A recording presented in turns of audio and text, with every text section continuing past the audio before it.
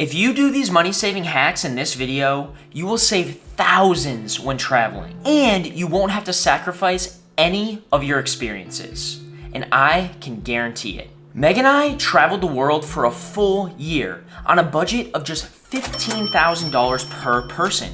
Now, I know that may sound like a lot of money, but that's only $41 per person per day.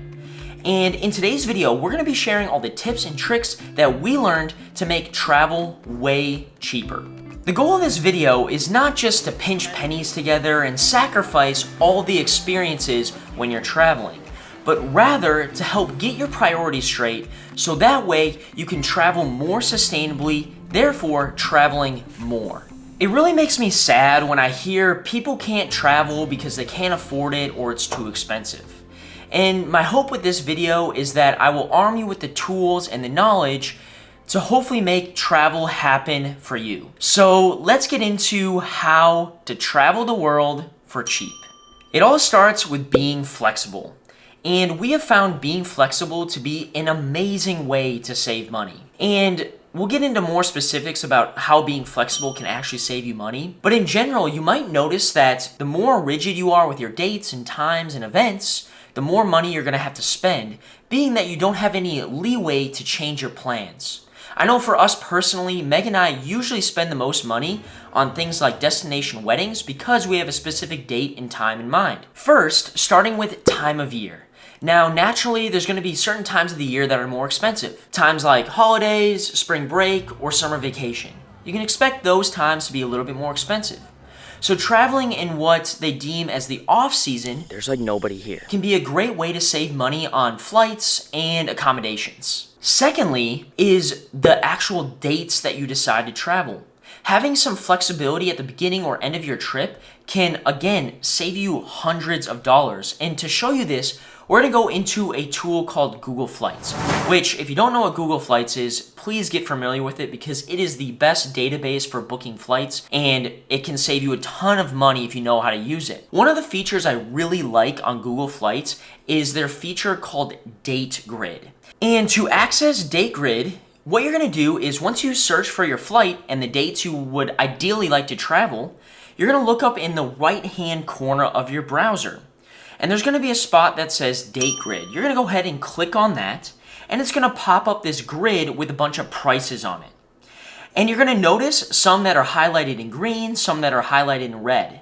The green ones are what you wanna look at because that's gonna tell you that if you leave a day earlier or come home a day later, you might save $50 to $100 on the price of your ticket just by adjusting those days a little bit. But Date Grid can be a great way to ensure that you're getting the best price as long as you have the flexibility to shift your vacation by a day or so. Next, we have destination. Most of the time when people are booking a trip, they will often have a destination in mind, and then when they decide where they want to travel, they will go try to find a flight within their budget to get them there. But I'm going to challenge you to do the opposite of that. Oftentimes what Meg and I do is we don't have a destination in mind, but rather we take to our favorite tool, Google Flights, to find us a flight within our budget and let that dictate our destination. And let me show you how we do this in Google Flights. When we go into Google Flights, we're gonna use something called the Explore tab. And to use this tool, all you're going to do is pull up Google Flights, you're gonna plug in your home airport. From there, all you're gonna do is click on the Explore icon. It should be right below that search bar. You're gonna go ahead and click on that and it's gonna pull up a map. And what's awesome about this tool is it's going to pull up a ton of different destinations all over the world and give you the flight prices to those destinations. We will use this to help dictate our destination. As you can see, Google Flights is a super powerful tool when it comes to saving money on your flights. If you're curious and learning more about this powerful tool, I made an entire video going into the nitty-gritty detail of how to save money on flights in another video, so I'll make sure to link that below if you're curious and want to watch it. Now, bear with me for this next one. This one is a really fine print, small detail tip, but can save you a lot of money. Pay close attention to your transportation times. So your flight times, your train times, or your bus times. It might be advantageous to do a lesser ideal time, meaning super early or super late at night, to save you money on accommodation as well as maximize your time while traveling. Let me explain. Recently in Thailand, my parents and I took an overnight train from Bangkok to Chiang Mai. What was awesome about this is it not only moved us to a different location, it also saved us a full night of accommodation. Another example of this is when we went to Seattle, we flew out super late on our way back home, which meant we actually got basically a full another day of vacation or travel without paying that extra accommodation fee. The last tip I have for you kind of relating to flights is going to be using a flight deal service. And recently I've been using something called FareDrop, which is exactly what you probably think it is, but it is a service that sends me notifications on various flight deals based on some parameters that I set. But what's really nice about this is it takes some of the stress and time and energy out of searching for flights, but airlines are really good at getting you to pay full price or even over what you should be paying for tickets. And FareDrop is a great way to make you aware of some of the deals that are out there because they can be really hard to find on your own. Slow travel. Moving quickly is very expensive. Anytime you move, it's going to cost you money because you're going to need a bus, you're going to need a car, you're going to need a train, you're going to need a plane. Anytime you move, it's going to cost you a lot of money. So traveling slow can make your budget stretch a lot further. Walking. I love walking, and it's no different when we travel. Meg and I love to walk, and lucky for us, walking is free. And when Meg and I travel, we will oftentimes walk everywhere. If it's under usually about an hour to an hour and a half walk, we're doing it. One of our favorite things to do is we make ourselves like a little walking tour when we first get to a city. It's a great free way to see the city as well as move your body. I get it, not everybody loves to walk or is maybe capable of walking. So public transportation can be a great option when traveling, especially we found when traveling internationally. Unfortunately, the US has just not caught up when it comes to public transportation, but we found in most other countries in Europe or even Southeast Asia, there are tons of cheap and great public transportation options. Travel credit cards. Travel credit cards are great for saving money when traveling for a lot of different reasons. The first one being, usually a travel credit card doesn't have any foreign transaction fees. So if you're traveling internationally, you don't have to worry about racking up all these fees. Number two, you can accrue points and miles. This is my favorite way to get free travel.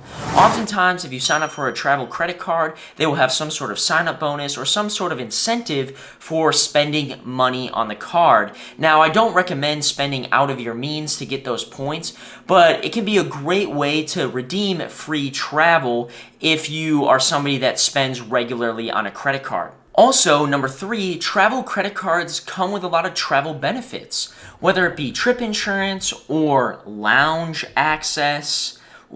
Having lounge access is super nice and can save you money. We all know that airport food is super expensive, but if you have access to a lounge that comes with food, again, it can be a great way to save you $30, $40, $50 when traveling, and you're going to travel a lot more comfortably. eSIMs. This is a mistake I've made before, and I can promise you I will not be making again because it has saved me a lot of money over the last 2 years. And I oftentimes get the question, hey Ian, how do you handle your phone data or your phone service when you're traveling abroad? And the answer is an eSIM. An eSIM is an electronic SIM card that you download onto your phone for a fraction of the price compared to getting data through your normal carrier. For example, I have Verizon here in the States, and they have something called a travel pass, which gives me data when traveling internationally. And it costs $10 a day, which in theory is a great idea, but that's actually super expensive. And personally, I've found the data to be quite slow. Recently, I've been using this company called Airlo, which it's the only company I've used, but I've had a great experience with them. It's super easy to set up, and really easy to use. So if you're traveling internationally, I would highly recommend an eSIM versus getting data through your carrier. I want to hear from you. What are some things that you do when you travel to save money without sacrificing any of your experience? Let me know down in the comments. Food. Food. That has probably got to be the second biggest expense, maybe third biggest expense that you're going to have when traveling. So we want to make sure that we're prioritizing our food in the right way, so that way we're not overspending. Now, don't get me wrong. It's okay to go out to a nice restaurant, but you maybe don't want to go out to a nice restaurant every single meal. And we'll get into some specifics right now on how you can save a lot of money on your food when traveling. Water. Water is amazing for a lot of reasons. The first reason is it keeps you alive, which is really nice. The second reason is it's going to save you a lot of money when traveling. People don't really realize that a lot of their food budget goes to drinks, because it's really easy with dinner or with lunch to get a nice special drink, or even throughout the day to stop by and get a smoothie or something a little fancy to satisfy you. But if you can mix a little bit more water into your travels, you're going to save a lot of money. Now, I get it. There's going to be a time and a place for a nice glass of Italian wine, or maybe you're in Ireland and you want to try a nice pint of Guinness. Totally acceptable, and you should totally do that. Limit your meals out. Now, I'm not saying don't go out to eat when traveling. What Meg and I like to do when we travel is we try to limit ourselves to 2 meals out per day. So typically what we'll do when we get to a destination is we'll usually start by going to a local market to pick up some snacks. We'll usually start by waking up, having a snack, and usually our first meal doesn't come till about 11 or 12 o'clock. So late breakfast or early lunch. Then our next big meal will be dinner. And in between there, we try to just snack. This saves us a lot of money, so that way we're not eating out 3 meals a day, rather just 2 bigger meals a day. Street food is king. That is going to be your cheapest option, and you don't have to sacrifice on quality. We love street food, whether we're in Southeast Asia, Thailand, Vietnam. They have amazing street food, and it's insanely affordable.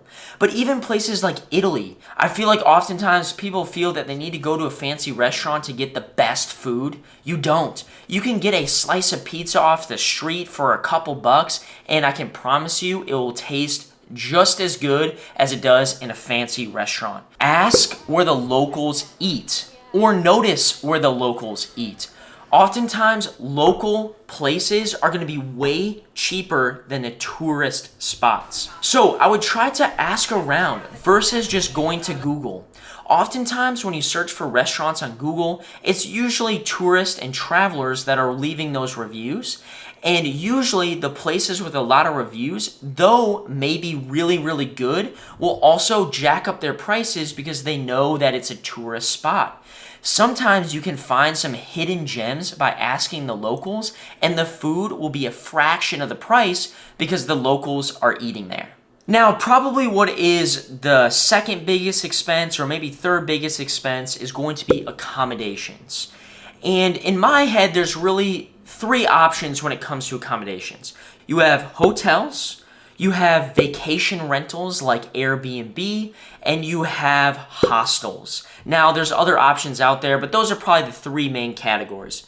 And let me explain how we strategize deciding which accommodation to book. Whenever we're doing longer stays, meaning a week, 2 weeks, we usually do a vacation rental or something like an Airbnb, because usually they will have a kitchen, which is really nice for saving money because you can cook a bit of your own food. Also, you have a little bit more space. Now, I wouldn't recommend a vacation rental if you're doing a short period of time, because oftentimes they will have various fees, cleaning fees, that don't really make sense for a 1 or 2 night stay. If we're doing usually just maybe a 1 or 2 night stay and we want a nicer place to stay, we'll usually do a hotel. That's not always the cheapest option, though. The cheapest option is going to be a hostel. Now, hostels are not for everybody. Meg and I, though, will stay in hostels, usually if we're in transit or we only have to stay for 1 night.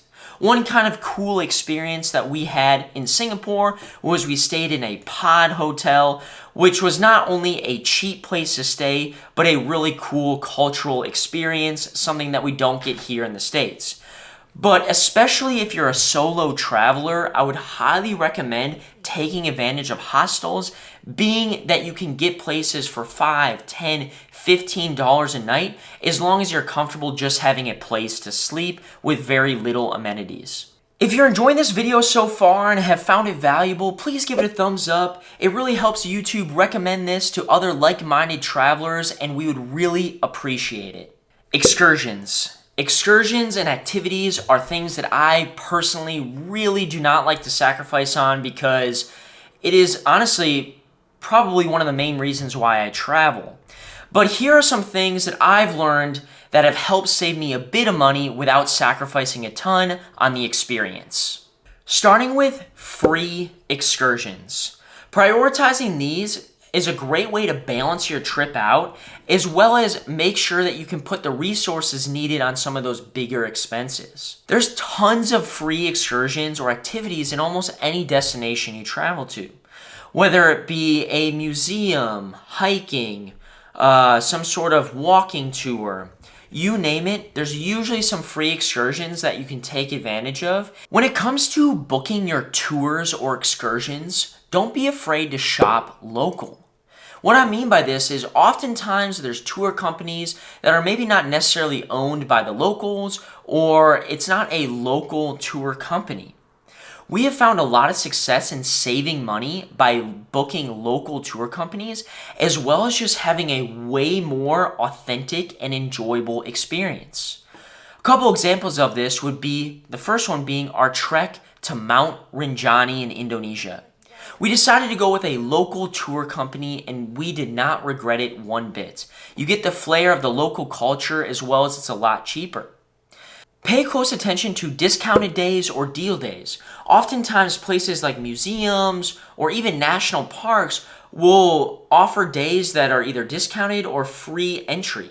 One example of this is our last trip to Seattle. Meg and I did this exact thing. We planned our trip around a free National Park Day, so we were able to get into Olympic National Park completely free.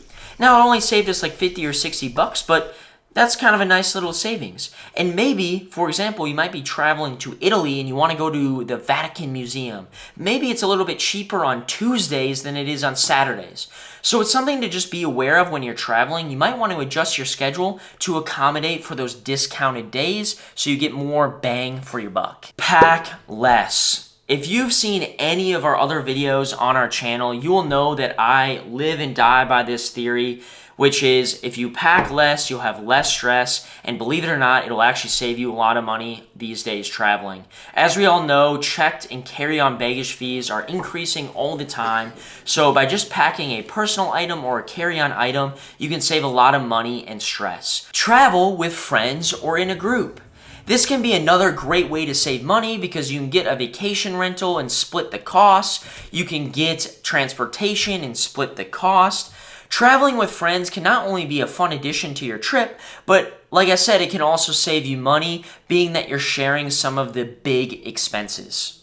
Now, I had a hard time deciding what to call this next tip, so I'm going to call it networking. And what I mean by this is using the people that you know to save a bit of money on your travels. But you have to be very, very careful with it because you don't want to overstep any boundaries on relationships that you have built. That could be a bad thing. What I mean by networking is utilizing friends and family that maybe live in amazing destinations to give you a place to stay while you visit their home city or country. For example, we have some amazing friends that live in Spain that were lucky enough to let us sleep at their house, and it was awesome because we saved money on accommodations. But again, you have to be really careful with this one that you don't overstep your boundaries or overstay your welcome. You can do this with family, you can do this with friends, as long as you follow up with the correct communication.